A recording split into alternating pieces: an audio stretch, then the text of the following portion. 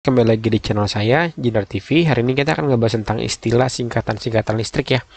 Jadi nanti di sini kita lebih bahas ke kepanjangan ya teman-teman ya. Jadi kan biasanya di shop drawing ya itu atau asbil drawing bisa ada legend-legend tuh.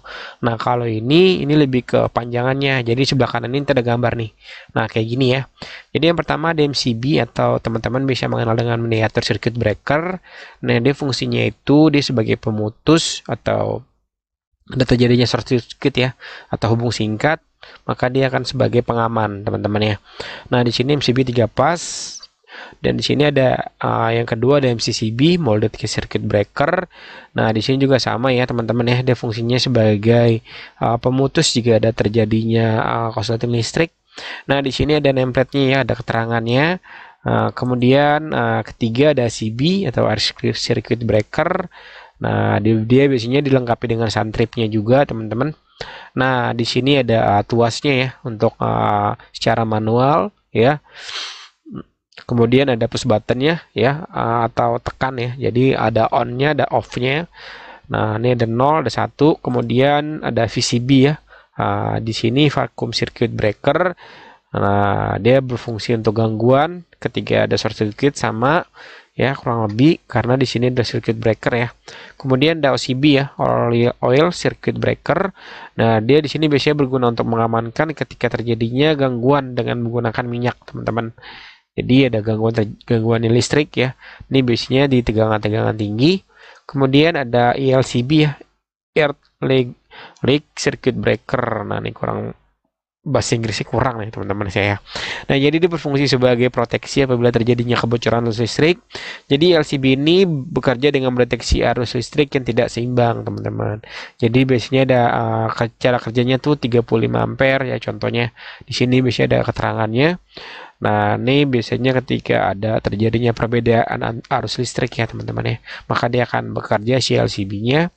Kemudian ada NFB ya, no fuse circuit breaker. Jadi sama untuk pengaman listrik. Kemudian ada SF6CB ya teman-teman. Jadi di sini dia biasanya digunakan dengan gas sulfur ya, gas sulfur hexafluoride kalau nggak salah ya, untuk pengaman sistem circuit breakernya. Jadi gas tersebut gas yang berat yang mempunyai sifat elektrik dapat memadamkan busur api yang baik. Jadi dia menggunakan gas kurang lebih hampir sama dengan OCB ya, tapi dia OCB itu menggunakan minyak. Nah, di sini ada UPT ya.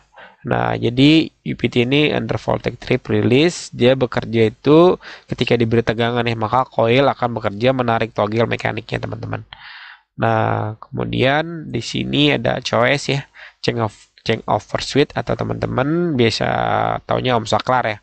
Nah, COS ini dia tuh kerjanya digunakan untuk memindahkan daya listrik dari sumber satu ke sumber 2. Contoh sumber satunya itu adalah PLN dan sumber keduanya adalah genset seperti itu.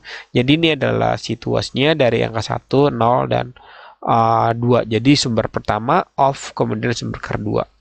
Nah, kemudian ada UOT ya. Jadi di sini under over voltage. Nah, di sini bisa disetting ya. Di sini ada skala-skalanya. Nah, dia kerjanya sama, diberi tegangan juga ya, teman-teman ya. Nah, oke. Kemudian di sini ada PVR ya, power factor regulator. Nah, dia di sini biasanya untuk mengatur penggunaan kapasitor agar sesuai dengan nilai yang diinginkan dari faktor yang diperbaiki, teman-teman. Kemudian tadi kita balik ke tadi ya, ini ada kayak 0,98 ya, tuh seperti itu teman-teman. Kemudian ada PVR pass failure relay.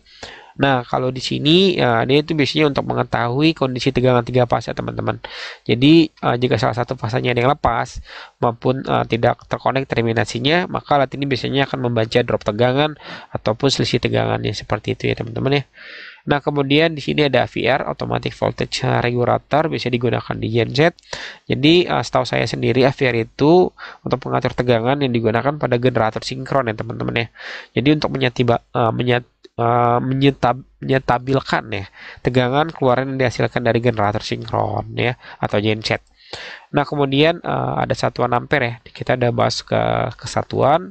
A ini biasanya ampere ya, biasanya itu ada di template, kemudian ada V, volt atau satuan tegangan ya, ada hertz ya, teman-teman udah beres tahu lah ya, frekuensinya 50 Hz ya, terus ada VA ya, volt ampere, biasanya dia masuk ke daya ya, kemudian ada W, ada watt ya, P, terus ada power factor ya, cos pi 0,98 atau sampai 100, kemudian ada KW masuk ke daya ya, kilowatt, kemudian ada kVA ya, kilovolt ampere ya, ini juga masuknya ke daya teman-teman, kemudian ada cover ya, nah ini juga masuknya ke daya, dia reaktif ya. Kemudian ada cover H ya. Di sini kalau volt ampere reaktif horse. Nah, ini di per jamnya. Kemudian ada KMS, kilometer sirkuit. Kemudian ada kWh, kilowatt hours. Kemudian ada LBBP ya, luar waktu beban puncak. Ini udah saya bahas juga sebenarnya kemarin. Terus ada BBP, waktu beban puncak. Ada MVA ya, megavolt ampere. Ada TR, tegangan rendah. Ada TM, tegangan menengah. Kemudian ada TT, tegangan tinggi. Dan TET, tegangan ekstra tinggi, kemudian ada PJU, penerangan jalan umum, dan PPJU, pajak penerangan jalan umum. Sebenarnya masih banyak lagi kepanjangan-kepanjangan atau istilah-istilah singkatan listrik. Nah, kurang lebih seperti ini dari video saya. Jika teman-teman ada tambahan tentang kepanjangan atau apa, teman-teman tinggal tulis kolom komentar, nanti akan saya jawab. Sekian dari video ini, salam engineer.